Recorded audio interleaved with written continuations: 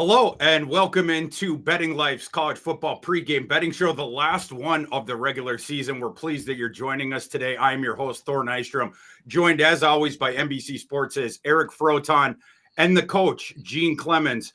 Over the next 60 minutes, or the next 90 minutes, we're going to be going over all of our best bets, our player prop bets. We will be joined in an hour by Mike Bainbridge to go over his favorite DFS plays for today and player props. And of course, answering all of your audience questions. So please type them in the chat beneath us. If you are on YouTube, if you're watching us on Twitter, wouldn't mind sharing that link. We'd appreciate it. Help us get the word out there. And if you're on YouTube and wouldn't mind hitting that like button, maybe that subscribe button, we'd appreciate that too.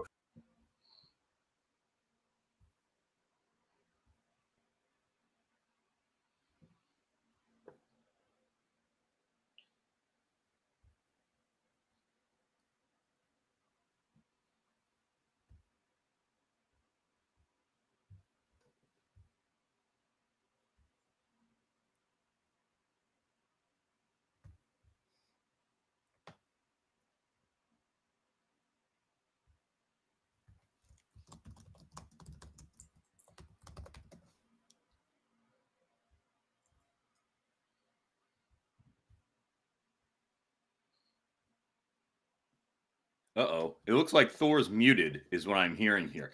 Buddy, let's go. We got to get it rolling here. I'm not sure if we were all good in the green room, and then we apparently switched over. Right as we switched over, unfortunately, Thor, his audio kicked out. So I guess it's me and Gino until we can get the audio squared away here. I'm gonna go over to let's just get it started. Gino's then. in.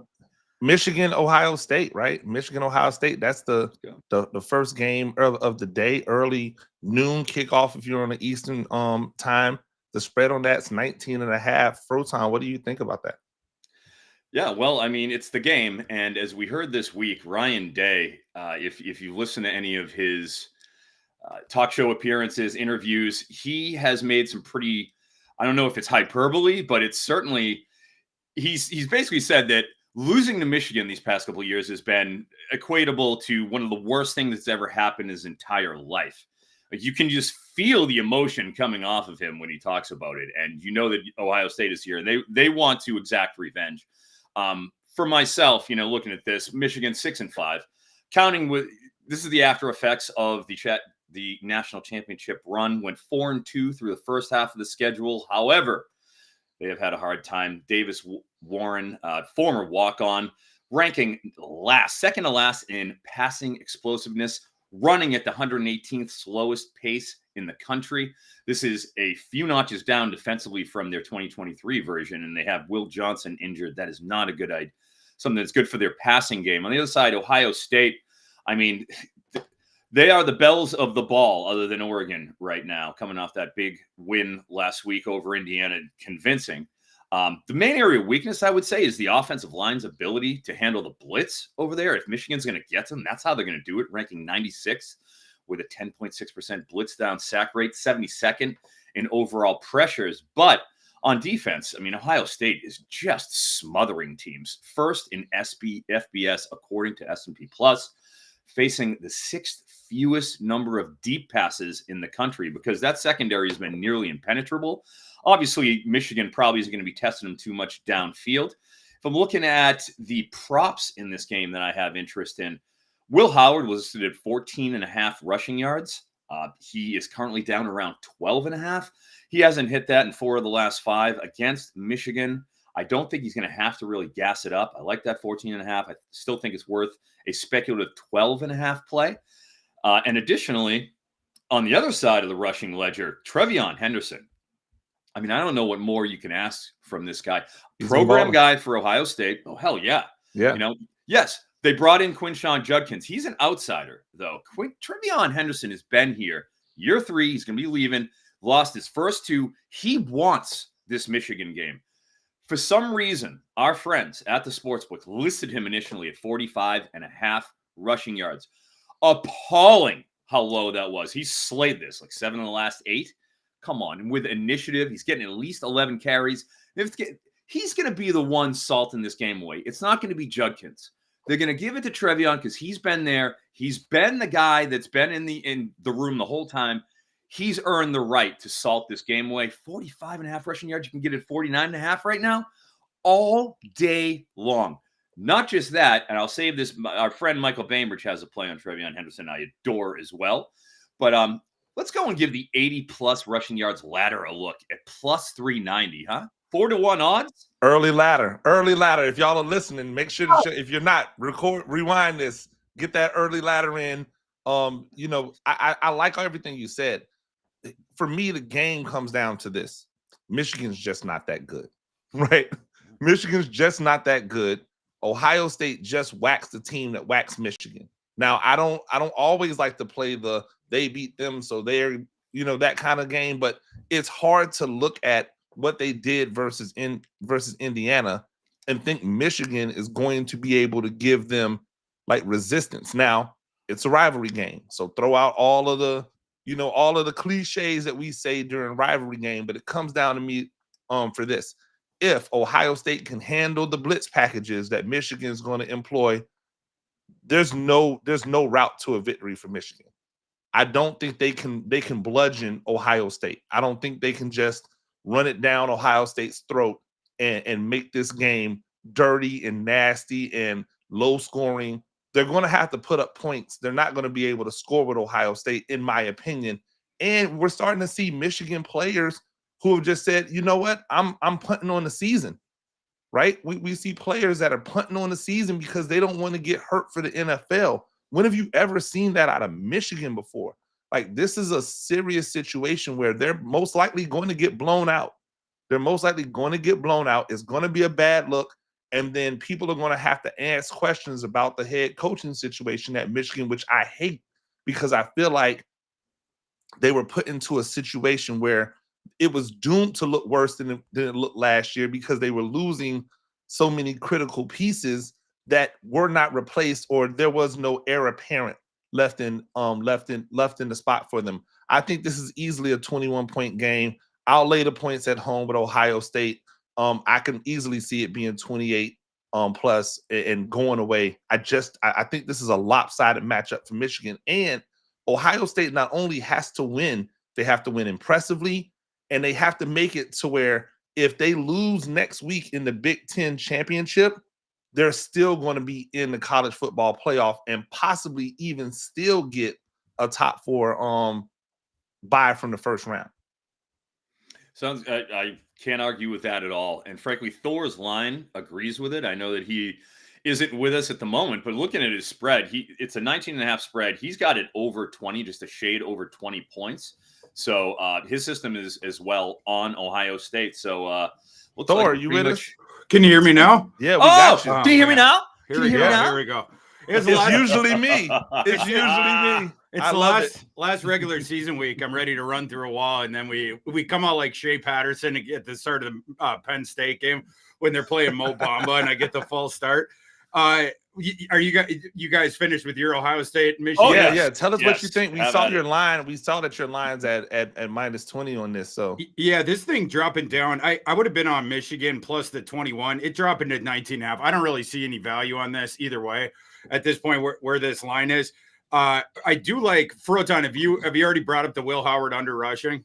I did, my friend. Of course. That's led with it. In fact, that's all that I had to add. That's my prop in that game. We hit it last week. I think we're going to hit it again, boys. Moving to the next one, game with some real potential college football playoff implications here in the state of South Carolina. Clemson hosting South Carolina. Clemson 2.5-point favorite right now in the market. The winner of this game, not only do you eliminate the loser, but you're going to be right in the front of that line if there is any chaos whatsoever today to get into the college football playoff. I got a prop on this one, but I'll kick it to you first, Gene, and we'll go round robin. Who do you like in this game? Man, it's every time you go against South Carolina, they come out of nowhere and get like an upset, right? But I just think that this Clemson team has been playing really well. I know they stubbed their toe, the other week, but I really think this is a position for them to get a W. I still have questions about South Carolina and how they get the job done on offense on a regular basis. It's a game that's probably too close for me to bet, But if I had to lean one way, I lean Clemson. I think they have the more lanes to victory offensively than South Carolina has. And I think that's going to be the difference in the game. I think defensively, both of them are kind of similar in what they're able to do defensively, but offensively, I give the edge to Clemson just slightly. Froton, this is a really interesting prop game because both these teams create a bunch of havoc. South Carolina, one of the best pass rushers in the nation. Clemson creates plenty of havoc themselves, and both these teams have offensive line issues. So we could get some detonation at the line of scrimmage and some pulling the pin out of the grenade of the opposing offense with how much havoc that those defenses create. With that said, when you're considering this game from a prop perspective, what do you start to think about, and what directions did you go? Yeah, well, I mean, you look at Clemson and what they've done well this year. Obviously, Phil Mafah is their hammer, but Cade Klubnik has come of age, and as part of his maturation process, he's brought along Antonio Williams with him. And we've seen him since he got hurt on October 19th against Clemson, Virginia. He got dinged up a little bit, but he's been back since November 2nd. In November, I mean, 8 targets against Louisville, 9 against Virginia Tech, 17 against Pitt, 8 last week against Citadel. Antonio Williams has been simply coming up consistently. He's at 45.5 receiving yards. I just think that's so low considering how important this game is against South Carolina. Yes, Kyle Kennard, Dylan Stewart, a couple of premier SEC edge rushers, and they're going to have to deal with that, obviously, Clemson. But this is going to be a competitive game. Both teams are going to have to throw, but keep the pedal to the metal. Give me that over on Antonio Williams and kick around that ladder at 70. You know, why not? If somebody's going to go off in this game, it's going to be him. So I'm on him. And then on the other side for the quarterback position, man, Lenoris Sellers, Chuck Lenoris Sellers, as I like to call him. Okay. Wow. He has been one of the toughest men in the world, and, you know, throwing roundhouses, whatever it takes. He has really come of age. They set him at 195.5 passing yards. And while I do think that, you know, both defenses are certainly credible here, this is a big, big game for both teams. This has major implications. Both teams have a chance to make this college football playoff. What other matchups do we have with two teams that are legitimately right there on the cusp? I mean, this is as good a game as we could ask for. It's probably the best of the weekend, in my opinion. I'm going with the magnitude over Lenoris Sellers, 195.5 receiving passing yards. He's crushed that each of the past 4 games. Give it to me. I thought we decided that it's Lenoris Peter Sellers, Dr. Strangelove. You know I'm a big Kubrick guy. You know, Yeah. obviously, Dr. Strangelove, Lolita, Peter Sellers, Black Panther. Yeah. I mean, one of the great actors of his generation. Yeah. I apologize, Thor. Yeah, you're trying to switch it up the last game. Switch. I want Chuck to get his respect too. Yeah, that's fair. That's fair. I'm gonna give respect to one of his receivers and go over on Nick Harbor in this game. Nick Harbor, he was the number 1 recruit 2 years ago, or top 3? He was way up there. He's a 5-star. Put it that way. A consensus 5-star. Yeah, last year they had a tough time as a true freshman getting him involved in the offense, and he really wasn't at the beginning of this year too. I think down the stretch here, they're doing whatever they can to convince Nick Harbor to come back as a true junior. Nick Harbor, 6'5", 235, and he is the only player in the college football 25 game to have 99 speed and 99 acceleration. Just a true freak of an athlete. They're still trying to teach him how to play receiver or tight end. Sometimes he's listed at, the big slot, whatever. Last 3 games. So these are all the games in November.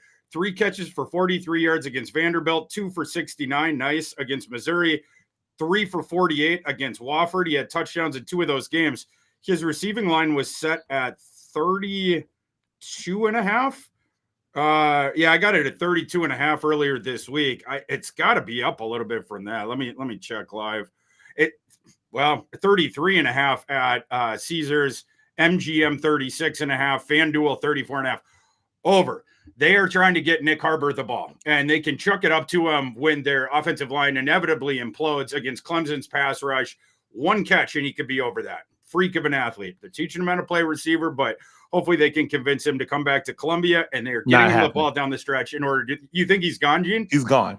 I think he's gone. Wow. Yeah. Okay. If you're a receiver, and especially elite level traits receiver, How can you stay at teams that don't emphasize the pass? Well, you know, I mean, Lenore Sellers now. We have a premium quarterback there. We got Dr. Strange. Right. Dr. Strangelove's coming back. And it's like Coach Beamer said after the game last time, you know, they're playing Mississippi State, whatever. He's like, Juice Wells, he came into my office after the season. He said, you guys don't have a quarterback, so I'm going somewhere where they have a quarterback. We have our quarterback here.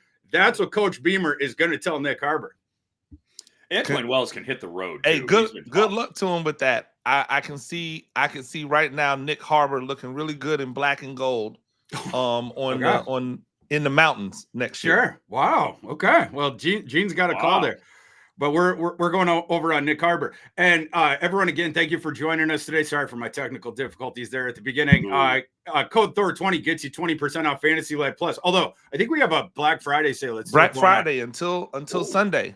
I forget. Monday. Don't use my code this week. You get 50% off. You use the Black Friday one, but I don't remember. BF50. BF50.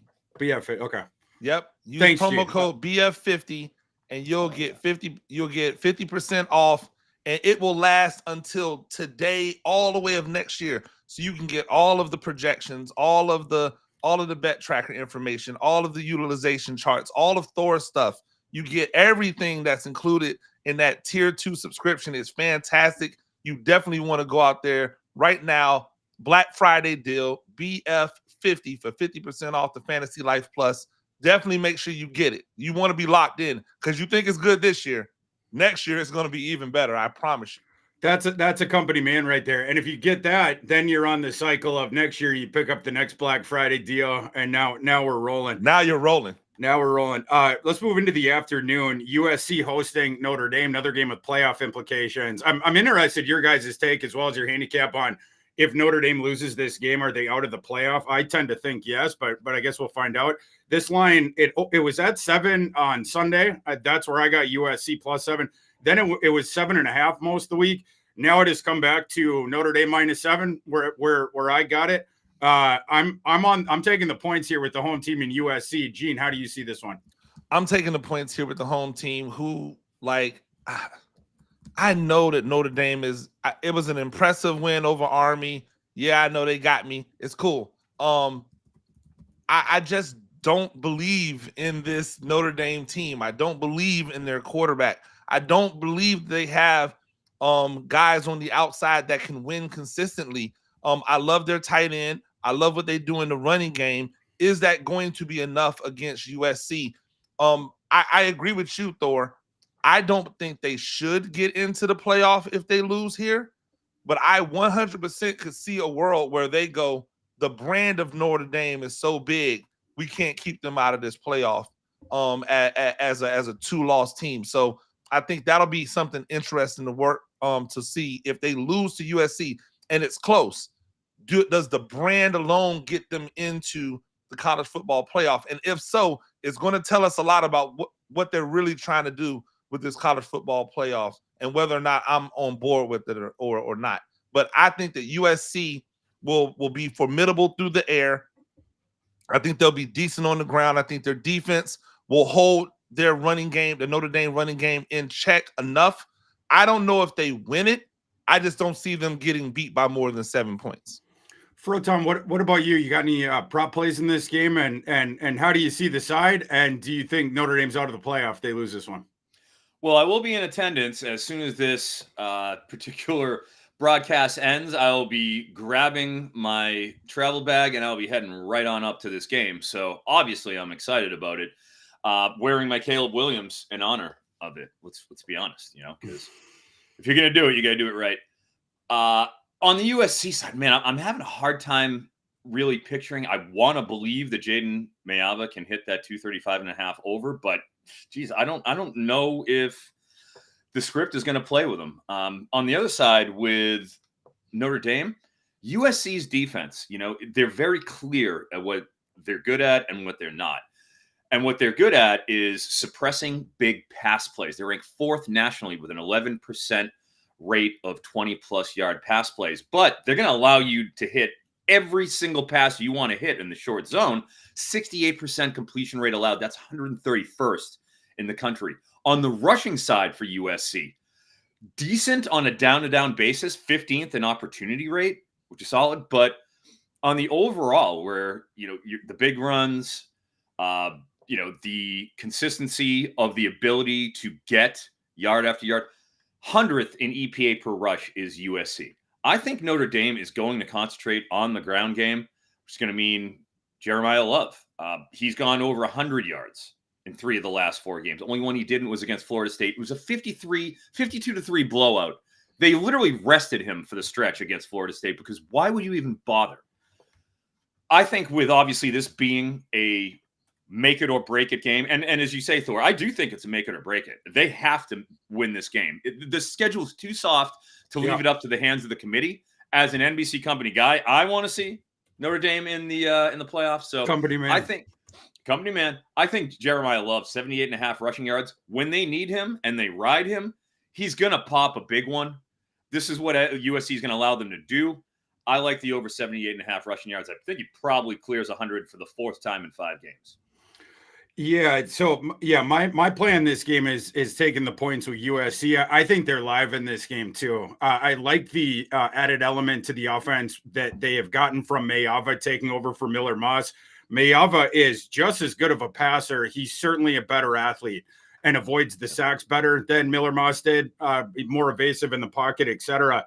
And the Irish defense, which has been elite, it's particularly elite against the pass. You can run the ball on Notre Dame. And so I expect Woody Marks to have a decent game here. And I expect Lincoln Riley to make use of Mayava's legs as well, try to chip away yards against that Notre Dame defense there. So, and then the last point I wanted to make is Notre Dame just needs to win this game. The margin doesn't matter. Notre Dame obviously is going to get in at 11-1. If this game is 14 points or 13 points or 10 points, Notre Dame leading in the 4th quarter, USC is a big risk to come in through the back door there. My line in this game is Notre Dame -4. So I think we're getting still 3 points of line value on USC. So I'm going to back the Trojans. I might have been muted at the beginning when I was soliciting audience questions for our mailbag. So I hope that we have some right now. We're going to open the mailbag for the first time. But everyone watching us on YouTube, continue to write your questions in below. We're going to get to them now, and we're going to get to them later in the episode, particularly the DFS and player props ones we'll save for Mike Bainbridge. But let's open the mailbag for the first time today and see what you guys are interested in betting today. R. Stews asks us, good morning, fellas. Good morning, R. Stews. In my college football pick'em group, we have to pick the money line on 10 games a week.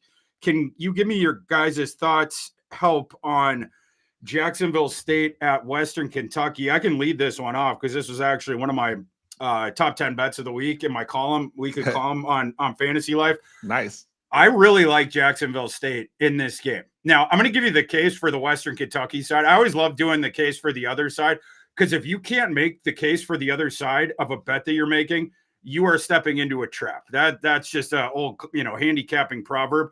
But the Western Kentucky side on this, it's the whole idea of that handicap is Jacksonville State will not be motivated for this game because they have already clinched their spot in the Conference USA title game. So that being said, but here is my case for Jacksonville State. First of all, WKU is in the tank. They have lost 2 straight. They lost 12-7 to Louisiana Tech, who absolutely stinks. And then last week, speaking to the motivation thing, Western Kentucky, they would control their own destiny had they beaten Liberty last week. Liberty, who just lost their 3rd game in 11 yesterday against Sam Houston. Western Kentucky got annihilated 38-21, a game that they were never in. So that was their motivation game. Western Kentucky has a really good pass defense, 15th in success rate, number 53 EPA per dropback. But Western Kentucky's run defense is horrid. They rank 111th in success rate and 100th in yards per rush when you take out sacks.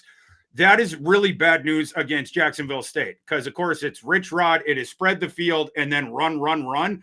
And they just mercilessly stay on you. They sprint back. They don't huddle. They're going back. We're running again. I don't know how Western Kentucky gets them off the field. A Western Kentucky team that doesn't seem too into the idea of finishing the season strong. Jacksonville State, number 4 in standard down rush rate. So one of the run heaviest teams in the nation and one of the best as well, number 5 in EPA per run. The other couple of things, Western Kentucky's air raid, they get their yards against mediocre pass defenses. And Jacksonville State's isn't great, so I do expect Western Kentucky to move the ball a little bit. But Western Kentucky, they put the ball up for grabs too often. There's too many turnovers there. Jacksonville State's pass defense or overall defense, top 25 in turnovers forced. And that pass defense is also top 25 in interception percentage. I think Jacksonville State's going to flip the field on Western Kentucky a couple times. And then the last thing I wanted to say, the last year you had the game between New Mexico State and Jacksonville State, the same Jacksonville State team.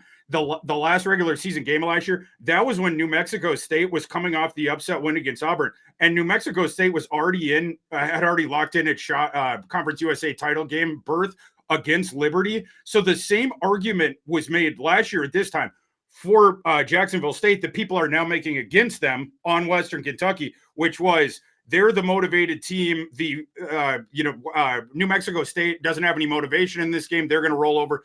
New Mexico State beat them in that one. Now we reverse history here a year later. I think Jacksonville State is going to win this game as small dogs. Gene or Froton, do you guys have any thoughts on that one? Dude, I think you have destroyed that cap. Yeah, absolutely. And I'll just add this because this is on the bet tracker, and make sure you're going to the bet tracker to check out our best bets. I had this in early. I thought this was a perfect opportunity for Jacksonville State. At the end of the day, it comes down to the run game. You can't give up 400 yards to Liberty, then turn around and stop Jacksonville State from running the ball. That's just not happening. I think that's where it all comes down to. And there are similarities between those teams, right? Like in Liberty and Jacksonville State, there's no longer a big gap between them. And it's both teams where they run around with the quarterback a lot. They try to spread you, and then it's going to run. I think that one's pretty close. So, yeah, bad matchup here for Western Kentucky. I expect them to lose. Our buddy Mike Huseman asks us, Louisiana is -10 at UL Monroe. Can the Warhawks cover double digits at home? This is one, I believe, if I am remembering right, I got to pull it up, but I think UL Monroe, who had the hot start, I believe that they have fallen out of 5-6. They need this one. They lost. Okay, yeah, they need this one to become bowl eligible. Gene or Froton, you guys have any thoughts about if UL Monroe can keep this one close, maybe even achieve bowl eligibility with an upset? I cannot see that happening. No way. No way. 5 straight they've lost. Plus, what do they not do well? They do not defend the run well, right? At all. And they're not an efficient offense. Their offense, it's all just trying to hit big plays and praying. Like their efficiency metrics, 130th in passing success rate, 111th in rushing success rate offensively. Then you go to the defensive side, you're going to stop this Louisiana offense where their run game has just been mauling teams all year long. You can have ULM ranks 133rd in stuff rate, 125th yards after contract, 133rd, third worst in the country in rushing success rate. You're going to give them 10 points, and you're going to expect Louisiana to be stopped by them? Louisiana's going to blow them out. I can't believe it's a 10-point spread. And I can't believe you're saying this about Brian Vincent D'Onofrio, Froton. Come on now. Come on. I agree. I agree with Froton, though. You going Full Metal Jacket on me with the Vincent D'Onofrio? I am. Private Pile? Okay, fine. Here we go. They're going to get Private Piled drived this week. So, Gene, I agree with Froton. Yeah. This is a horrible matchup. Louisiana has already clinched a spot in the title game, but that doesn't matter. They play well. Emory Hunt, a proud Louisiana Raging Cajuns alum, would let you know that, anytime you get a chance to step on the throat of the Warhawks, you do so just because they don't like them, right? Like, it doesn't even matter if they're good. Just because Louisiana Lafayette doesn't like Louisiana Monroe. And so just because of that, they're going to step on their throat. They're going to make sure these are teams that fight for similar players in recruiting. This is a major game for them to let them know, hey, you shouldn't go to Louisiana Monroe. You should come over here to the Raging Cajuns. Carlos Javier says, good morning. What do you guys like better, South Carolina money line or Kansas money line? You guys maybe know where I'm going to go with this one. Yeah, so for sure on that one, Thor. For sure. I'll kick it to you guys if you guys go first. If anyone has any thoughts, I'm not doubting Kansas. Okay, there we go. Good man. Yeah, Froton? I'm not doubting Kansas. Yeah, I gotta go with. If I have to take one, Kansas. Sure. You guys are coming over to the good guys side this week. I like Chuck Norris sellers. I do. Yeah, of course. My line on the Kansas game. So live, this one it's Baylor -1, I guess now. My line is Kansas minus a half a point. I'm taking Rock Chalk again. Rock Chalk, we have 3 straight upset wins against the cream of the crop of the Big 12. This is the game where you won all those games for, because now if you're 5-6, now you win this game, you rally into bowl season. Baylor's been playing pretty well themselves, but I think Kansas and it's going to get Devin Neal going again. He's just been playing great down the stretch. I expect them to beat Baylor. That's where I'm at. That's the one I prefer. Old Dirty Basement, nice. Says, do you have a lean on the Miami-Syracuse total? We got 67.5 in the market right now. My total on that game 63.1. So I guess I would shade it slightly under. We'll see if Kyle McCord could stop throwing the pick sixes, play some offense. That could have that one go over. But do you guys have any thoughts on the total of Miami and Syracuse? Well, this is the number 1 passing team in the country against the number 3 passing team in the country, according to passing yardage. Miami 8-3 to the over. So they are, obviously slanted that a little bit. Syracuse 6-5. We've got a big line though, as we talk about, like at 69.5. It's a lot of points. If there's any blip in this game where there's any opportunity with any slowdown for any period, it's going to put it off that pace, especially with the running clock now. I'm going to take a lean on the under. Gene? I'm probably going the opposite way. I think that Miami plays a game that leans itself to lots and lots of points. 67.5 is a big number, but if you look at what they do, this could easily be like a Duke, where Miami puts up 50-something points and Syracuse puts up 30. I think that the way that Miami plays the game lends itself to getting scored on. And that's perfect because Miami wants to try to score as much as they possibly can. They're not going to take their foot off the gas. This is Cam Ward's it's not his last opportunity, but this is his best opportunity to give his final, I should be the Heisman, trophy guy, coming off of performances from Gene T that was phenomenal. And obviously what Travis Hunter did yesterday, which was bananas. He's going to have to put a show on. And Shadur went for over 400 yesterday. And I can see Cam Ward looking at that and going, hold my beer. I'm going for over 405 and 6 touchdowns as well. I'll take the on. If I'm leaning away, I'm going to lean on the over. Our next question comes from Carlos Javier. Asks us thoughts on SMU minus 13.5 versus Cal. I'm showing some line value on that game. My line on that one is SMU minus 7.7. I think Cal, they have a top 30 SP plus defense. They're able to put the Clams a little bit on good offense, at least slow them down. And the one area you'd look at this with Cal on offense where they could have trouble is SMU has the good pass rush and Cal has all kinds of offensive line issues. However, Cal has at least sort of cleverly worked around their offensive line issues where, they get Mendoza in the shotgun and then it's just passes immediately after he gets the snap. And so that's the way that they're able to sort of mitigate the issues that they have with the offensive line. I'm going to, with it being 13.5, I would take those points with Cal. Froton, Gene, you guys have thoughts on that one? Well, friend of the show, Robert Endries, I cannot go against Cal. I can't go against Cal, against Jack and Fernando Mendoza. Did you hear the Latin lover?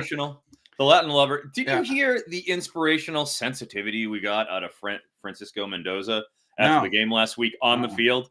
It was the best post-game speech ever seen on a field by a college quarterback. The emotion, anybody out there who's seen it knows. But I suggest the two of you go and check it out. Fernando Mendoza, after winning last week's game, was absolutely you would have thought they were going to the Super Bowl. Because they achieved bowl eligibility, how emotional he was about achieving bowl eligibility last week. It was one of the best moments of the entire season for me. So When we get off this stream, I'm going to give a similar speech because I actually hit the 100th pun of the season off a name with that Brian Vincent D'Onofrio joke. So I have a speech prepared just for you guys that I'll give after we get off stream. Hey, when has anyone beat Cal by 14 points? It doesn't happen. They haven't been beaten by 14 points all season. We expect them to get beat today. Like they have something to play for. Like they have pride. Like they're not just going to go out there and lay down. I don't think that's what this coaching staff is preaching over there. I think this is a great place to take those points and hold on. Yeah, I think we get a competitive game, and that is even better for another play I have. Kevin Jennings, 255.5 passing yards. Arguably, he's in the running for first-team All-ACC quarterback. We've been pounding those Kevin Jennings overs.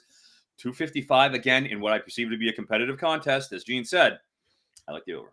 Kevin Peter Jennings. Hey, by the way, anytime interception for McCord today, like course. I forgot to mention that during the Miami game, but McCord interception. Yeah, we don't have many opportunities left to toss that into a ticket. Braden Lefty didn't throw an interception yesterday. It's the first time. I don't acknowledge that. Cal's 6-5, but 7.7 second order wins. They've been better than their record shows. And Gene made the point of they don't really get blown out. So I like Cal on that one. Okay, our next question. Let's see. Steve says, I got money on Army. What does Gene think? Gene, he wants our service academy guy. He's going well. Listen, by name. It's not a bad place to have your money at. I'll say that. Maybe I'll have more to say later. But I'll say, Steve, if your money's there, it's not a bad place to have your money. Like it. Okay, let's see. Okay. So we'll get back into the mailbag later on. DFS questions and prop in particular. Hit us with those questions when Bainbridge comes up here in about 21 minutes or so. We will dive into those. But gentlemen, let's move deeper into the afternoon portion of our slate with the Iron Bowl. Alabama hosting Auburn. We got a live line on this one of Alabama minus 10.5, 3:30 Eastern kick in this one. Gene, who do you like in this game? Man, it's been something to watch, this Alabama team, right? Like, I know in Alabama this is not going to happen. This is not going to roll. Caleb DeBoer will not survive 2 seasons of this. If this happens next year, he is out of there. I can guarantee you that much. But I think this is what we've seen Alabama lose, and then we've seen them rally from a loss, right? So I think this is a situation very similar to the Tennessee game where they came out, they laid an egg versus Tennessee.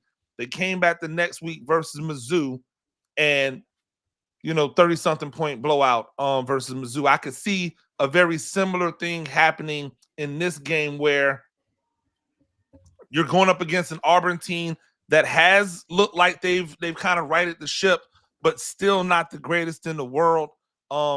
Alabama will be motivated, not just from the rivalry, but because they really need to look good and make things right with the fan base. If you go out there and you lay an egg versus Auburn, your jobs might be on the line this year. Like they might just say, we got the wrong guy. Let's start all over again. So I think this is a situation where all of the tricks will be out the bag. They'll unload the clip. Anything that they have to do, take any rushing prop that you have for Jalen Milroe today. They won't try to keep anything suppressed. They have to win this game, and they have to win this game impressively. I think Alabama gets it done. I think they get it done going away. Froton, talking to you earlier this week, I know we both love the props in this game. There is all kinds of prop angles in this one. Why don't you give the folks a couple of your prop plays in this one? Definitely have prop plays on this, and I wanted to give Pajama Jammy Jam Miller the respect he deserves. Yeah, gosh, the books have been just incredible to us this year. Every single week, we get 49.5 on Jam Miller. Yeah. Every single week. A weekly gift in the inbox. Since September 28th, every single game he has gone under 49.5. Every one. Every single one. It's literally automatic. We just toss it into our ticket. Yeah. It's like waking up and brushing your teeth in the morning. Yeah, those numbers open. We got another 49.5. All right, we're going under. Yeah, they've seen. I mean, obviously the books have seen House Party. They want us to throw a pajama jammy jam with all the money we went on Jam Miller. So I'm happy to do that after this game. Let's go under 49.5. Let's give him the respect he deserves. And he is, frankly, he's my all SEC first team running back. So props running back, respect. And we're going to go on the other side. We're going to go on the other side with our friend Jacques. Oh, also, you can take Justice Haynes if you feel like it. I mean, that's, he's an under too. They both get our Haynes just unders everywhere in Alabama's running back room. Yeah. So I like that. Also, on the other side, Jarquez Hunter listed at 13.5 receiving yards. Guys, he has gone over that mark in his last 6 SEC games. He didn't go over against ULM 2 weeks ago because it was of Brian Vincent D'Onofrio. A lot of ULM today. So relevant. The Warhawks haven't gotten this much press in years. So with that, I mean, the last 6 SEC games, they throw him the ball. 4 targets, 6 targets each of the past 3. Like over 13.5 receiving yards. Jarquez Hunter, easy one. And one more, and we got a nice little speculative play. Or maybe I'll save it for the ladders portion if you want me to, but I can't help it. I got to go with it. Jalen Milroe, if you notice, last year, he went over 100 rushing yards twice last year. Once was against LSU. The other time was against Auburn. This year, if you remember against LSU, the latter play of the year was Jalen Milroe's over 100 rushing yards, and that gave us a 10-1 return that smashed. I'm just saying, last year he went over 100, went over against LSU. Here we are, the susceptible Auburn defense. 80-plus rushing yards is plus 330 for Milroe. 90-plus is plus 500. I'm wetting my beak on a little bit of sprinkles on that front. Love it. Climbing that ladder. Can't help it. Climbing the ladder. I love it. Yeah, I'm joining you on Jam Miller under, as we do every week. The Milroe, are we at 48.5 there? Let me look and see what we got. It's 48, 49. Okay. Right there. On Prize Picks 51.5, but I like the over on Milroe rushing, and then the unders on their 2 backs. The other over I like on Milroe is the over on his longest reception. He's at 39.5. Auburn has a real issue giving up explosive passes. So last week, Oklahoma, the reason they were such good, like a matchup for against Alabama, Oklahoma's run defense is sick. And then Oklahoma, their pass defense, they take away explosive passes. You beat Oklahoma's defense with the quick stuff, intermediate, short, intermediate, and then just the quick timing stuff. The one component of Alabama's offense that they don't have is the one kryptonite for Oklahoma. Whereas this week against Auburn has a good run defense overall, but the pass defense, Auburn's better at taking away the efficiency. They're not good with the passing explosion. And so Alabama has that clear path to passing success, which is down the field. Auburn is 76th in passing marginal explosiveness on defense, 104th in yards per successful dropback. So I like Milroe to hit a couple completions over 40 yards. And then I have one other in that game that will be my play of the day. So I'm going to save it. Oh, so you're smart. You actually save your play of the day. Sometimes I don't. Sometimes I don't. But I'm trying to delay some gratification on this one. Next one, moving into the evening, 7:30 p.m. Eastern kick. Texas A&M hosting Texas. This is a fascinating game here. The line on this one has been coming down. Live, we got 5.5. Texas laying 5.5 on the road here in College Station. Gene, like I said, a pretty fascinating one. Reuben Owens, A&M was thinking maybe that they get him. He's been listed as doubtful again on the depth chart. I don't think they're going to get him. A couple of cornerbacks on the A&M side are questionable. Will Lee and Jaden Hill and Willie. His name's Willie Hill. Quinn Ewer is listed as probable now on the injury report for Texas. He had the ankle issue. Looks like he'll be okay to go here. All that said, Gene, who do you like in this one? I mean, well, like, how do you go against the mighty Quinn in this one, right? Like, how do you keep that from happening? I just look at what Texas A&M does. You lose to Auburn. They're not a great team. Yes, it was an overtime loss, but it's still a loss to Auburn. You beat up on New Mexico State. You lose to South Carolina. You beat LSU, that's kind of real, and you beat a Mississippi State team that's bad. This is not Mississippi State. This is not LSU. Texas has a goal. They have a mission. They're coming in there. They do not look at Texas A&M like a rival. Like, I know this is on rivalry week, but Texas does not consider Texas A&M a rival. They just consider them the little brother. They look at Texas A&M the same way that Michigan looks at Michigan State. They don't have the same level of respect for them. I see Texas running roughshod over this Texas A&M team because the path to success for Texas A&M right now is Marcel Reed with his legs, and that's not going to work versus Texas. Like, Texas is not going to be susceptible to him running all over them like he was able to run all over LSU. I think it's a bad matchup for Texas. Maybe they get it right next year. This isn't going to be the way this year. I like Texas and the mighty Quinn to get it done if he plays. Froton, what are you seeing in this one? Yeah, I mean, in terms of the props front, it's Gunnar Helm. I think you could probably take a look at. He's around 40, 42 in the big games. Gunnar Helm just seems to get just pounded with targets. It's sort of like the modus operandi of Texas. They don't break them out, but when they need them, it's Gunnar Helm time.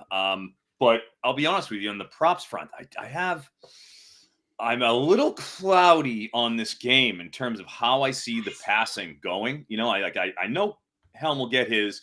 I think we could see Isaiah Bond catch a deep one. He's at 45.5 receiving yards. And if they had to do anything last week against Kentucky, I feel like they would have used him more. He was injured, and he's been back for 3 games. He's gone over 2 of those 3. And the way the Texas A&M's defense is situated is they're good with, suppressing the short stuff. You know, they're not going to just give you the quick give it up completion, but man, they sacrifice it downfield. And as you said, the longest completion sort of a thing. It makes sense that on this front, Texas A&M gets beat deep a time or two. That's their profile. So I do think you could see, speculatively Bond hitting that 45.5 over, but I don't have a lot of plays in this game for whatever reason. It's a little cloudy to me. I got a couple. I'm going to go over on Amari Daniels, the A&M running back. I got that one at, let's see. 62? Does that sound right? 62 and a half. Yeah, 62 right. and a half. So Daniels is getting all the usage there. There was the thing with Ruben Owens. Doesn't look like he's going to be coming back. Last week in that overtime loss to Auburn, Amari Daniels, 27 carries, 90 yards. He got to 90 yards. He only averaged 3.3 yards per carry, but who else are they going to give it to? It's a lot of running there. Marcel Reed, Gene mentioned that he gets some of the rushing utility as well, but it's run. And that's the way that you attack Texas's defense. This year, you have to go with their run defense because the pass defense has gotten so good for the Longhorns. So that's how I expect A&M to try to be viable in this game. Run the ball, control the clock, shorten the game, etc. So I like Daniels for that reason. And I am speculatively, I'm going under on the Ewers passing yardage. With the ankle being where it is, and we have seen before Sark with the quick trigger finger. We've seen Texas have some offensive line issues in the past. We know that Texas A&M has a nasty defensive front. Texas A&M are they number 9 in pressure rate, something like that. Very good pressure rates. I think A&M is going to be able to turn up the heat on Texas. I also thought it was interesting that the stat of A&M there hasn't been a holding call called on the opposing offensive line against A&M in 8 games or something like that. And so A&M talked to the SEC office this week about take a closer look at holding calls. I'm curious how that's going to manifest in this one too. But those are my props. I would lean towards taking the points with A&M because I do think that they are going to soundly win in the trenches when they are on defense in this game, but not confident enough to make a play on that one. I like the props more. Last game before we bring up Bainbridge, we got about 8 minutes for this one, boys. Iowa State hosting Kansas State, another 7:30 Eastern kickoff this evening. Line on this one, Iowa State -2.5. Gene, who do you like in this one? Yeah, that number dipping, being at 2.5 right now tells me that somebody thinks that Kansas State has a chance to win this. And I'm somebody, right? Like, I think Kansas State has a chance to win this. Obviously, it all comes down to quarterback play for both of these teams. Can we get consistent quarterback play from Kansas State? I would love to see them win it for my own selfish reasons of wanting to see Colorado find a way into the Big 12 championship. And this is one of the dominoes that needs to fall in order for it to happen. But I really do think that Kansas State poses an issue for Iowa State because they have an ability to run the ball and run the ball effectively with the running backs and with the quarterbacks. If he can keep the ball out of the hands of the defenders when he's throwing the ball, I think they have an opportunity to have success.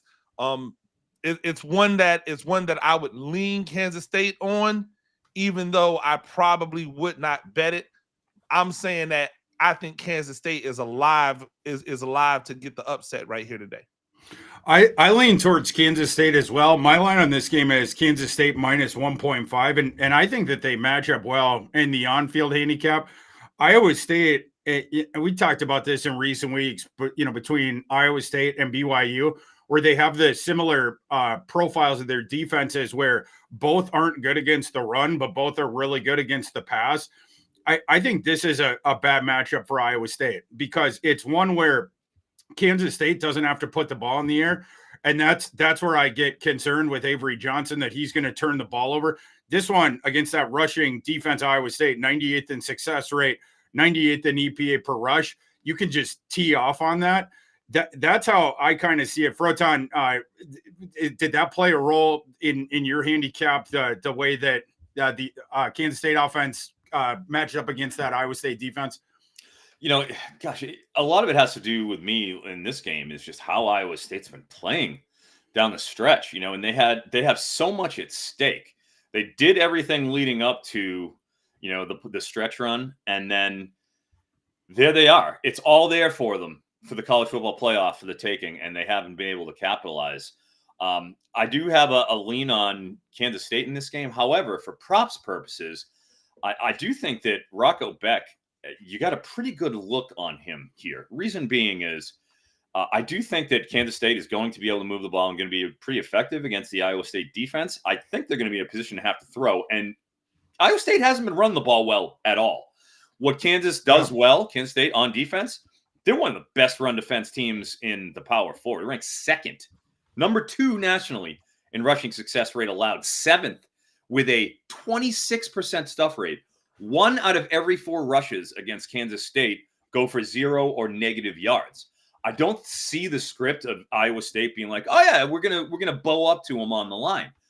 On the other hand, Kansas State, 63% completion rate allowed. That's 91st in the country, right?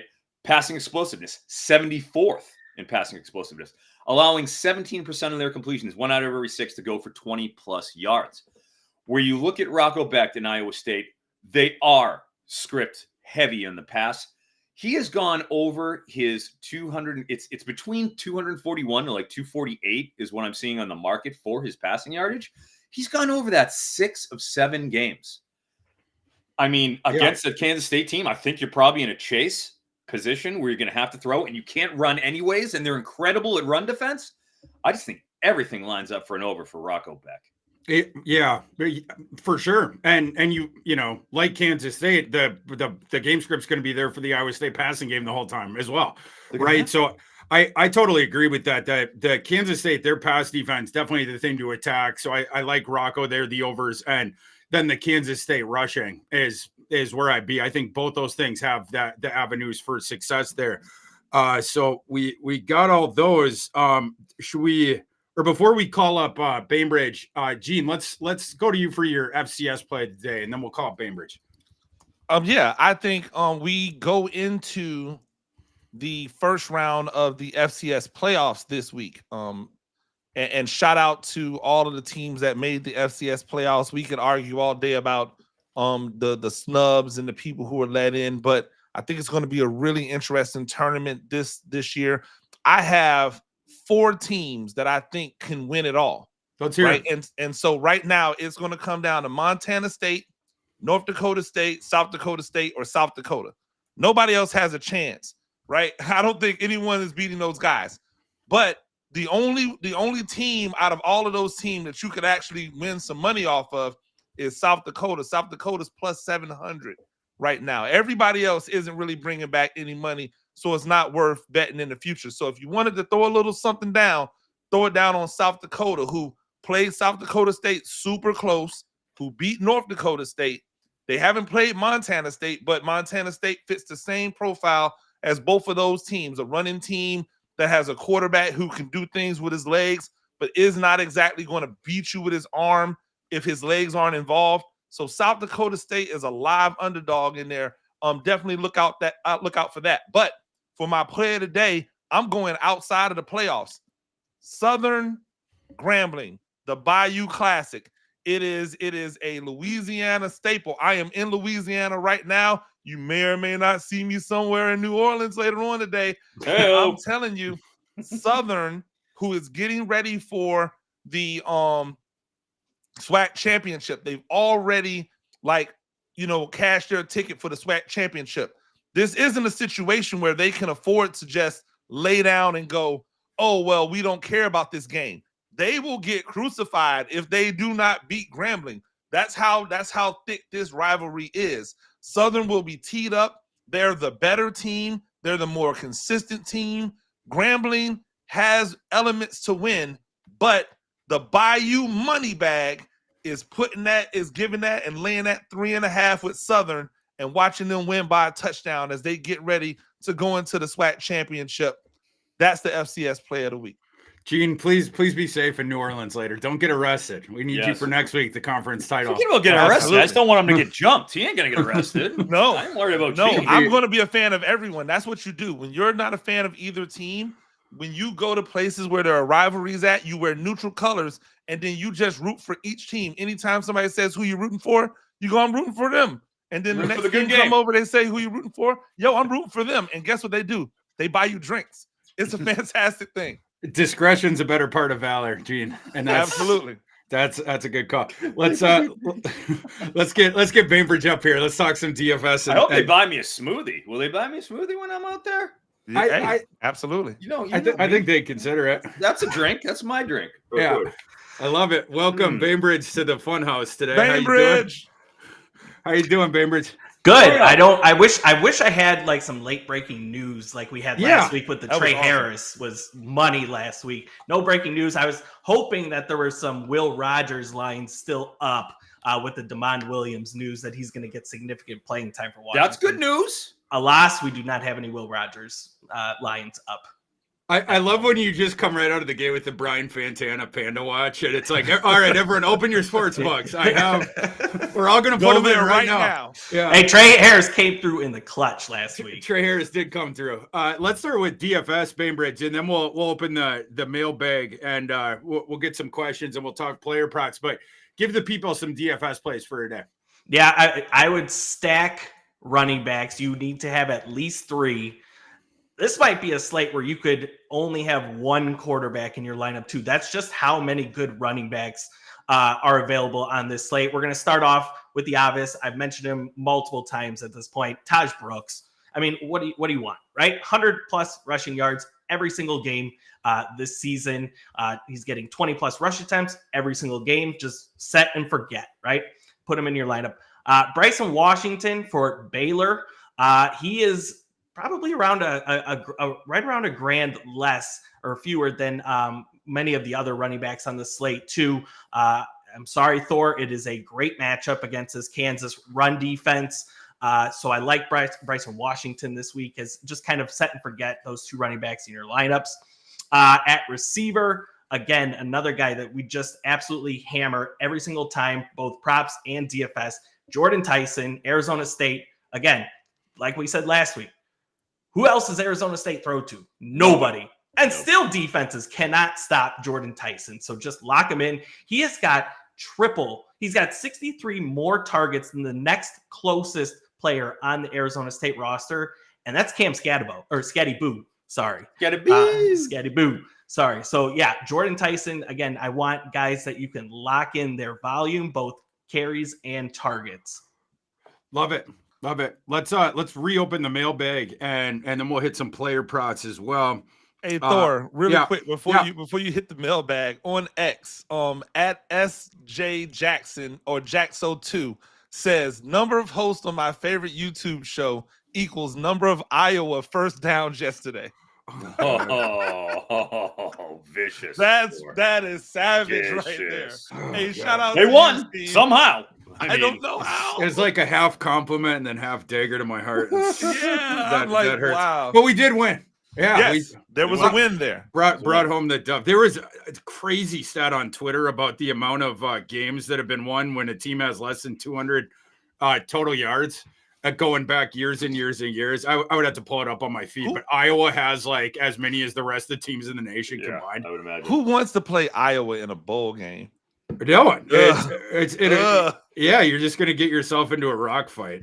I was okay. I'm not gonna try to pull it up, but it's an incredible stat. You want to see it out there.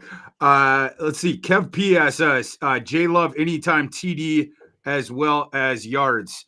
Thoughts on Jeremiah Love today? His props. Any of you guys on Jeremiah Love? Yeah, I already went on Jeremiah Love. Oh yeah, you were on Love. Yeah, I like it. Go for it, Kev. The anytime touchdown too. Probably. I mean, I'm on USC, fine. But like, Love. If we're doing it. We're doing it. You know, Yeah. we're gonna do it right. So fine, sure. I'm in. I'm feeling the love. Steve this is the same Steve that made his Iowa joke. Still upsets me. Froton, I need a tight end prop play today. Thanks. It's our boy Steve Jackson. He said 50 teamer 5th place game. Ooh. You have any tight end thoughts? You got the gunner helm. You got the gunner. I'm pulling up the big guns for this one and the 42.5 receiving yards. Every single big game he does it. I can't help it. Give me my gunner helm. Over. Historical anomalies SS. Peyton Thorne has been consistently hitting his 15.5 completions prop. Is that good today? Bench risk. You tell me, Thor. I'm gonna keep my mouth shut on this because we may be hitting another element of that during my play of the day. But guys, thoughts on the completions for Peyton Thorne? I will say that having been to Auburn, Arkansas earlier in the season, having been to that extremely uncomfortable Hugh Freeze press conference after that game, yeah, they've straightened it out. Like you could tell he was having like an existential moment about the turnovers and the giving up the 3rd and long. Conversions. Like he was apoplectic about it. He's just devastated. Since then, you've seen him so much just in terms of safer, in terms of not putting the ball in danger, not taking chances. And he's been just a lot more consistent, Peyton Thorne. He hasn't made the same mistakes he did in the first half of the season. I'd be pretty surprised if in an Iron Bowl caliber game, they're just like, last game of the season here against Alabama, we're going to toss in Walker White to get a few reps, I think you're probably safe. Of course, yeah. Of course, he corrected his issues when I bet his under. Peyton. Yeah, I know. Have I ever told my Hugh Freeze story on the pod or on the show? I don't know if you've told on the show. I know that obviously he's one of your best friends. Hugh Freeze is the only FBS coach who has ever DM'd me with a message where I was concerned for my safety. This was when Hugh Freeze was at Liberty, and I made what I thought was a fairly innocuous joke about it was something about the telephone, the calls with the burner line that he had at Ole Miss where he got in trouble. But I wasn't like attacking him, and I didn't do his handle or anything. It was just like an innocent Hugh Freeze joke. And about like 15 minutes later, I have a DM, in your thing of people you don't follow. I click it. It's from Hugh Freeze. And the DM said simply this: "Stay safe, brother, period." Wow. Stay safe, brother. That was when he was at the Christian school. That was when he was at Liberty. I'm like, I think Hugh Freeze might want to kill me. Shout out to Hugh Freeze. I've never made fun of Hugh Freeze on Twitter. Yeah, no wonder you're staying away from those Auburn. Hugh Freeze, I'm your friend. Hey, I shut my mouth in that press conference. I wasn't asking any confrontational questions. That's hilarious. I learned my lesson, Thor. I'm walking away from Hugh Freeze. Hugh Freeze, we support you. We love you, Hugh Freeze. We're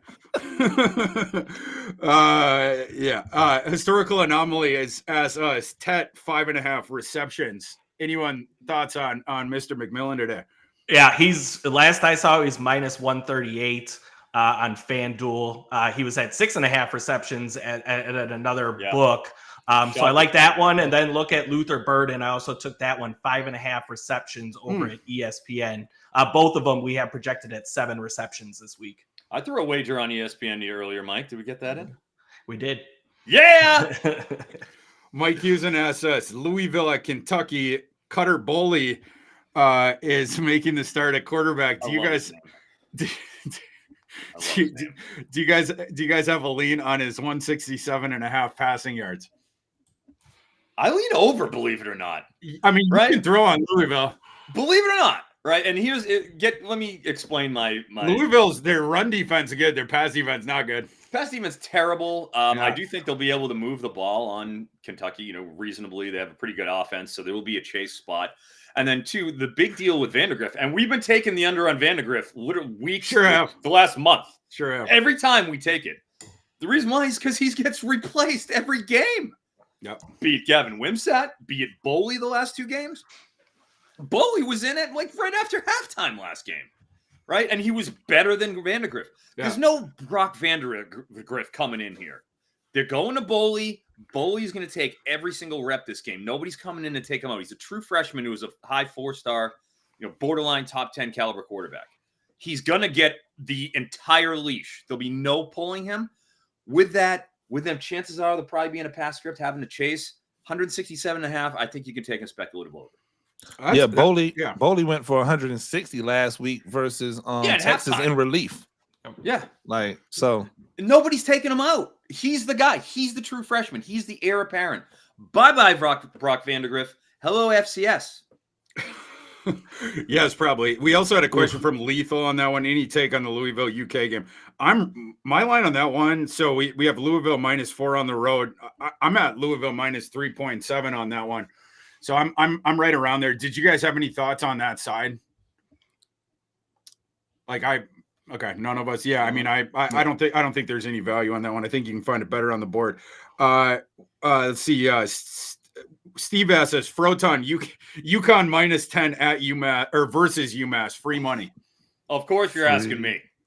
You got to ask me, the UMass grad, right? You want me to go against the Minutemen? Okay. Hey, it's free 99. It's free 99 for UConn. Yeah. Free 99. I will not put money on you. Wisdom Warriors asks us, how is UTSA so good at the line of scrimmage defensively? Do they have a chance to cover versus Army? They're good. Yeah, that's UTSA. That's their best thing. And they lost some guys in the portal in the offseason up front. Trey Moore was one of them to Texas, but they're still nasty up front. And that I'm happy you asked about this game, because this one was probably the game that I was torn on most this week, because we got a live line on this game of Army -6.5.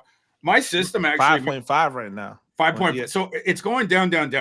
This one, my system has a line on this game of Army -14.6. It's almost always I would bet the side that, because rarely do I get line value like that. I couldn't bet this one. And the reason why is exactly how you set that question up. The best part of UTSA, it is up front, creating havoc on the line of scrimmage defensively and stopping the run. So here's UTSA, their rushing defensive numbers. Number 1, rushing success rate, the entire FBS. Number 22 in yards per rush when you omit sacks. Number 12 in EPA per rush. Number 1 in opportunity rate. Number 7 in power success rate. Number 1 in stuff rate. Number 2 in yards before contact per attempt. That's UTSA's run defense. It's just I couldn't get there with that line, even with the line value, because UTSA, they just match up so well with Army in this game. You can destroy UTSA if you can do 2 things. You can beat them by 1,000,000 points. If you can defend the pass, and if you go at their pass defense, that's where you can get them. You can throw on UTSA all day, and UTSA just throws. So if you have an awesome pass defense, you do those 2 things. But if your offense, it's crazy tilted towards the run like Army's is, you're in a little bit of trouble there. So that's where I'm at with it. It's not that I'm betting UTSA, but I totally get why the market is going this way, because Army's a one-trick pony, and it's like rock, paper, scissors, and UTSA has the paper over the rock there. Did you guys have any thoughts on UTSA? Gene, I know that you hit that one a little bit earlier, but any additional thoughts, or Froton or Bainbridge? No, I think you did great. Yeah, Okay. I think UTSA is going to be a very formidable game. Not just because they can score, but because they, like you said, they have an ability to play against the run. I don't know what will be interesting to see is if they can play against this run, right? Like that's really what it comes down to. Yeah. Because if you look on their schedule, they haven't faced any rushing juggernauts this year. They haven't faced any teams that are just like, hey, we're just trying to run this thing down your throat. So they have had a lot of success, but they've had a lot of success because they're playing North Texas's who like to throw the ball, and Rice and Memphis and FAU, who's a disaster this year. Like East Carolina throws the ball. Like they're playing a lot of teams who don't emphasize or hold steady to the rushing game. And are they able to get up to speed for this rushing attack in a week? I think that'll be interesting to watch. Yeah, and for people that don't bet this one before the game, but you're thinking about live betting it, I'll tell you exactly in the first drive or two of this game how you can tell where to put your money on this. Yeah. And I mentioned this on a show on Monday, the one that I do with Claudia, where I knew that Notre Dame was going to blow out Army, was because on the first couple drives that Army had there, when with their option stuff to the outside, they have a couple of these quick little scat backs, and Bryson Daly is so good reading the edge. You know, he won't pitch it till the last second. When they were doing that, the bad defenses Army has played all year long, they get that edge and their little scat back. Then he's running, takes off. Yeah, you rip off the explosion in the run game that way, and then Daly grinds out the efficiency between the tackles. I saw Notre Dame wipe out that outside concept 3 times in the first 2 drives.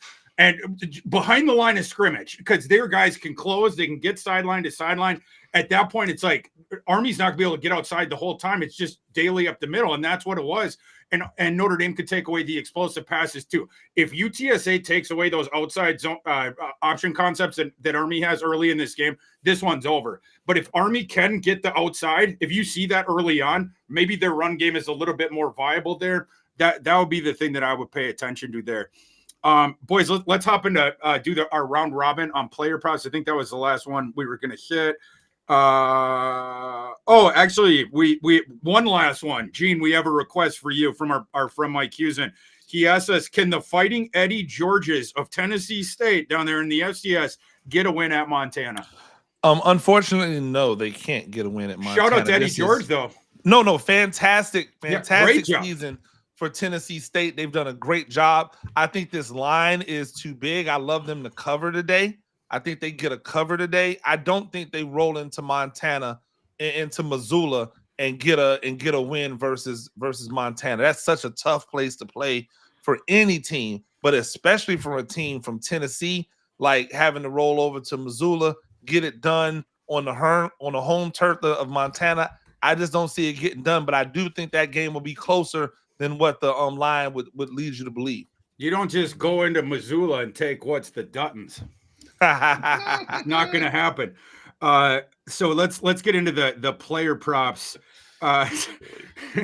Shout out Yellowstone. Let's start with quarterback plays that we haven't brought up on the episode. I'm trying to get over on our player name pun evocations as well today. Oh, we're rolling as you can see. But let's start with quarterbacks. Bainbridge, player props on quarterbacks that we have not mentioned yet on the show.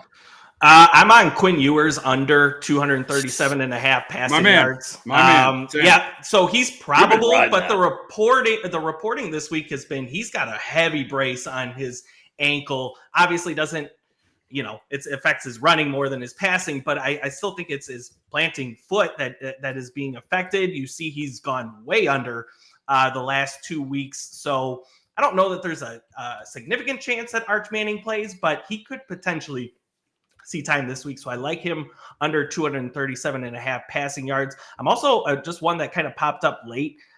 Cam Ward is at 24.5 rushing yards. And I know quarterback rushing yards can be a little fickle. but he's got negative 14 rushing yards in the last 4 games combined. So I like that under as well. Yeah, and Cam Ward every now and again can get out there on a scramble. You're not doing design runs for him, and one incentive with the playoff, out in front of them, everything, playing forward, does he have to run around there? Plus Syracuse's pass defense. You're going to find someone open a couple seconds after the snap. There's no need to tuck and run. That game is so interesting to me. I'll make this quick, but it's like you got 2 real pass-heavy teams, but I've kind of read that Miami might just try and kind of run the ball and just got to get out of Dodge, get the win here. So, yeah, I think that speaks to even more of the Cam Ward under rushing total. Love it. Froton, quarterback ones for you. Yes, sensational play. We took that last week, I believe, as well, the Cam Ward under. And with Quinn Ewers, he's been under 200 yards each of the past 2 games, and we've rode him. I mean, he's been an important part of this broadcast. That being said, moving on to other quarterback plays. Tom Sawyer Robertson. We've heard a lot of him. A lot of Sawyer Robertson talk. I think he's probably the Big 12's, all Big 12 player. Is more Kansas slander coming here? No. Okay. It's only Sawyer Robertson to love. It doesn't have to be like someone else being. It's a zero-sum game. You start talking about Rock. All love. Okay. Yeah, okay. And that's what I love. Sawyer Robertson. He's like a second best bet. 26 and a half pass attempts. Woo! 5 of the last 7. Okay. Not only does he, when he doesn't hit it, okay, last week against Houston plays slower than any team in the country. Like, fine. They're up. They don't have to do anything. Houston's not going to challenge them. The only other time in the last 7 games he hasn't hit it. Oklahoma State. We got a look at Oklahoma State yesterday, didn't we? How did we like it? Did we like that shutout? That's the caliber. Unless he's playing those 2 complete blanks, he's going over 26 and a half pass attempts. He doesn't just go over 26 and a half. He's crushing it. 48, 44, 32, 34, 36. Those are the last 5 besides the Houston, the Oklahoma State games. That is laughable. Over Sawyer Robertson. That's one of my 2 best bets. Have to. Taylon Green, 32 and a half rushing yards. We've heard that again as well, right? So we're playing the hits here today. Your boy. Taylon Green, all right, yeah, he ran for 61 yards last week against Louisiana Tech. Congratulations. In 6 of the last 7 games besides that, he didn't cross it. I mean, against the SEC opponents, he's crossed it 1 time in the last 7 games. He just simply can't do it against upper echelon competition, and he's not going to do it again today. Give me the under on 32 and a half rushing yards, and then I have a quarterback play for my best bet. So I'm going to lay off it. Finally, I'm actually not going to give out my best bet early. Good job. And I'm not either, but I do have one other one we haven't mentioned yet, and you're going to like this one, Froton. Give me Pitt today facing Boston College. Uh-oh. Can you guys hear me? Oh, no, it did it again. I can hear you now. You had a quick bump. You're good. You're good. Go get it. Okay, you got me? Yeah. Yep. Okay. It was doing the thing again. Nate Rebel Yarnell over for Pitt today against Boston College. We got a line on that one of we're in the 230s. Let's see. In the midnight hour, or bet more. 233 and a half on Nate Yarnell, who's getting the start over Holstein today. Boston College's pass defense is a travesty. 102nd in success rate, 72nd yards per dropback, 75th completion percentage against, 95th if you adjust that for length down the field, et cetera, et cetera, et cetera. I'm going over on Yarnell. Let's go to running backs. Mike Bainbridge, running back. Oh, go ahead, Gene. Yeah. I was about to say Bryson Daly, anytime touchdown. I'll take it. Happened last week. On the daily. Gotta get it in. Because he's the guy that, I mean, if UTSA can take out the outside stuff, then it's literally just Daly, right? And they get anywhere, in there. It's Daly around the goal line. Bainbridge, running back plays. Yeah, I was trying to scan to see if we had any late releases just like that. Yarnell, I didn't see any. There's one that I found interesting. Raheem Sanders, 16 and a half receiving yards over at MGM. He's got way over that the last 4 games. They're really utilizing him in the passing game. I believe you guys liked Lenora Sellers earlier in the show over passing yards, so I think that speaks to Raheem Sanders over 16.5. He's at 19.5 in other books. I've got a good supporting metric for you on that. South Carolina running backs have averaged 11.8 yards after catch this season. That's eighth best among FBS running backs. Clemson's defense has allowed 9.5 yards after contact to running backs this season, which is 26th worst out of all defenses. Plays right into that Raheem Sanders play. Love it. Froton, do you have any other running back ones? Yeah, I'm just really excited that I got to break that stat out. Yeah, that was randomly. That was I didn't know it was coming, and it was ready. Really good. Yeah. Cam Porter. If you all remember last year, you were here. Cam Porter was an All-American player props running back. He was an All-American, not all Big Ten. Was replaced by Jam Miller this year. He was replaced. Yeah, he's gotten cucked by Jam Miller, but that's in a good way, right? Sure. Well, let's bring him back. I don't want to. This is the last time I'll ever get to bet Cam Porter, ever in my life. Yeah, 49.5 rushing yards on principle. He hasn't even sniffed that the last 3 games. He's Cam Porter. He's Cam Porter. One more time for the kids. Let's eat good off of Cam Porter one more time. Take that under 49.5 rushing yards. Take that to the bank. Take it. Yeah, I got to reiterate the Jam Miller under All-American prop guy this year, and Amari Daniels over in the 60s. There were my 2 favorite running back ones. Bainbridge wide receiver player props today. Yeah, if you can find the Luther Burden over 5.5 receptions, I believe it was on ESPN. That's good. 5.5 on Tet McMillan receptions. That's good too. We got them both at 7. And then one of my prop All-Americans, Junior Sherrill for Vanderbilt, under 41.5 receiving yards. Love it. Very nice. Yeah, I love it. Sherrill appearance. Froton. Let's go, boys. How about you, Froton? When it comes to this, is running backs, or are we on receivers and tight ends? Wide receivers, excellent.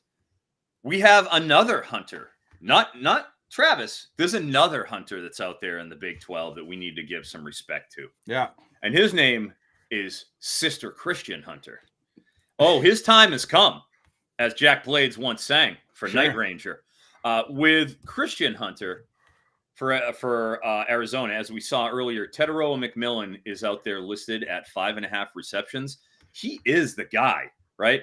But Christian Hunter has gotten some looks against the, when the script favors it, he gets looks. I just can't believe that despite the fact he went for 102 against UCF and 65 against that morose Houston team, he hadn't cleared this 56.5 in any other game all season long. He's done it twice. I'm betting for the regression to the mean on Chris Hunter against an excellent Arizona State defense that has just been smothering opposing pass offenses. I don't believe that Arizona's going to be able to hang. And if they do, it's going to be to Teteroa McMillan and his 5.5 receptions over. Give me the under on 56.5 receiving yards for Christian Hunter. Yeah, I'm gonna reiterate that Nick Harbor over. South Carolina been getting a lot of Nick Harbor involved, and then I wanted to toss out a couple of my other plays today that we didn't get to. I'm on Arkansas State plus 4.5 at home against ODU. I'm on Cincinnati plus. Where are we? I got 2.5. I think you can get even more now. Home against TCU today. Cincinnati, they can play their way into a bowl game, and I think they match up decent here. They can run the ball on TCU, and it's going to be a cold evening tonight in Cincinnati. TCU doesn't need that win nearly as much. And then lastly, I'm on Pitt getting the 3.5 to 4, whatever's out there in the market. Maybe it's 4.5 now at Boston College. Pitt, I think there's an opportunity for them to turn it around. Now they're going with Yarnell behind center, and I mentioned how bad Boston College's pass defense is. So I think Pittsburgh matches up pretty well in that one. I got one more. I got one more wide receiver play. Eric McAllister, who we lagged last week. My boy. Kevin McAllister. He's home alone. Dude, 42.5 receiving yards again after he went and popped the top for us with 87 last week and laddered us. He has only missed that line one time. One time all season, and he's actually gotten a rep. He's 7-1 against that number at 42.5, and they put him out again after 87 last game. Laughable. The gall. Laughable. Just The give me utter that gall. over. Stupid. The gall. The audacity. The hubris. The hubris. Are we I'm better than the appalled. beast in the field? Disgusted by that, and make them pay for it. They will pay. They That's will it. pay. Gene, let's get the rest of your plays today. Some good ones. Obviously, Texas. North Texas, the Mean Green out there. Playing against Temple. Anytime there's a North Texas game, I just have to take the over and hold the nose. I don't care if it's 68, 69, whatever it's at right now. Take the over. They score. They let everybody else score. They're playing against other teams like Temple. Even though Temple hasn't been great this year, they still put up points versus teams. Like they put up points versus UTSA. They'll do so today. Definitely go to the bet tracker to see any other all of the other bets that we put out. I'm trying to roll through a few of mine really quick that I still have on the docket. Obviously, I like Jacksonville State. Love Arizona State today versus Arizona. I think that defense will get a few turnovers to make this one a little more lopsided than we've seen.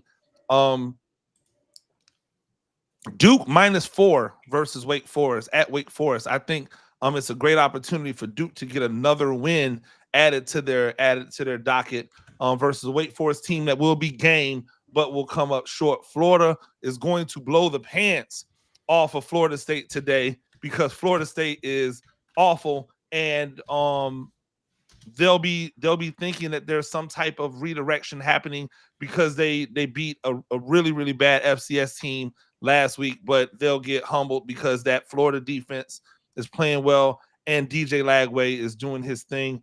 So definitely go to the bet tracker on Fantasy Life. Make sure you use that Black Friday code BF50 and get 50% off for the year because that's going to be fantastic. So that's what I have. But obviously, you know what time it is. Yeah, Coach's right? Corner. Let's do it. Yeah, Coach's Corner has been going well, and I think that everybody knows that I've been on the service academies heavy. The stimulus package. Yeah, there's no real reason. I think we get a nice another few weeks of a service academy stimulus package. I'm looking forward to Army Navy next week. And shout out to Navy. I had Navy to beat to win yesterday. They got the job done, even with the backup quarterback in there, because that's what military academies do. They just find a way to get it done. And Army seems to always find a way to get it done with it when it matters the most versus like competition. Yes, they stubbed their toe last week versus Notre Dame. I don't want to talk about it. I've already erased it from my memory. But what we will not do is we will not act as if that Notre Dame defense is the defense that they're seeing this week. Yes, I know that UTSA has had some success versus stopping the run. But I point you to a couple games. Texas State, they gave up 195 yards to Texas State on the ground. They gave up 193 yards to North Texas on the ground. Surprise, surprise, right? I know, it's crazy. You're telling me that they're going to find a way to stop this rushing attack versus Army? Yes. Do I think they'll have some success? Of course they will, because they're going to be selling out for the run. But you know what that opens up? That opens up those deep shots that Army likes to take down the field.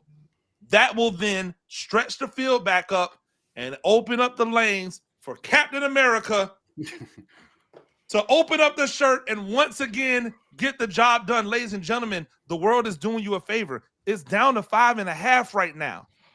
They're just that's 2 field goals. Army is going to win, and they're going to win by double digits. Wow. They're going to win by double digits. You know why? Because they want to go into Navy. They want to go into Army Navy feeling good. They want to go into the AAC championship feeling good. They want a real legitimate bowl game. They don't want to go to the Meineke CarQuest Bowl. They want to go to one of these bowls that are nationally sponsored, and they're going to do it because everybody left on their schedule this year knows that they cannot stop Bryson Daly from doing what he does best. Give me Army -5.5, -6.5. I don't care. You can put it on the board. Yes. Love it. Bainbridge, let's go to you for your play of the day. Yeah, I just jumped on that pick right now because Robert Henry is now declared out for that game for UTSA too. He rushed for 350 yards the last 2 weeks. Even better for Army to cover that number this week. For my play, and I feel very dirty doing this. I'm sure there'll be comments about it. Steve Jackson, OHIO. Travion Henderson over 49.5 rushing yards this week. Wow. I also on the parlay markets, I like for a Michigan grad. Not a Michigan grad, but a Michigan fan. Okay, yeah. I'm one of those Walmart. Oh, that's right. NIU. Yes. You're a Husky. On the parlay markets, I also like 14.5 longest rush for Travion Henderson this week as well. He's covered that in 10 of 11 games played this year. That was the one I let the fans know that was coming, Bainbridge. The Michigan run defense, like the high level numbers are good, but 72nd, in EPA per run play. They're not as good. They have not played up to par this year, even with 2 stout defensive tackles that are going to be drafted in the first round. I think it's a blowout today, unfortunately. We got a natty. We got Bryce Underwood. I don't care. Blowout for Ohio State. Give me over 49.5 for Travion Henderson. Love it. I love Michigan fans. The last 3 years, it's like, we're kicking your butt. And then this year, everyone's gone. They're like, we don't care about the game. Like, I do not care what happens today. Yeah. It's absolutely tremendous trolling. Froton, your torpedo play of the day. Oh yeah. Our producer Paul's been waiting for this one. We primed him for it. Yep. It's the last week of the regular season. This is our last chance, and I have a vendetta against this guy. I've had enough. Okay, he beat me on the rushing yardage twice. So I'm flipping it. I'm flipping the script on this guy, and we have passing attempts out. A very rare sort of a line you get from a dual threat quarterback. We're going under 26.5 pass attempts for our friend, the passion of Zion Chris. Wow. That's right. That's right. We're going under. He's cleared this one time. The passion of the during Chris. His starting tenure. Against Utah, he threw the ball 13 times. Kansas State, 11.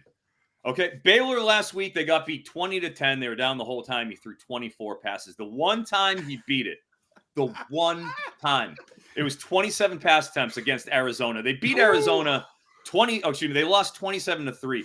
They couldn't move. They had to throw against Arizona as the worst pass defense in the Big 12. It's the only time, and he got a half an attempt over.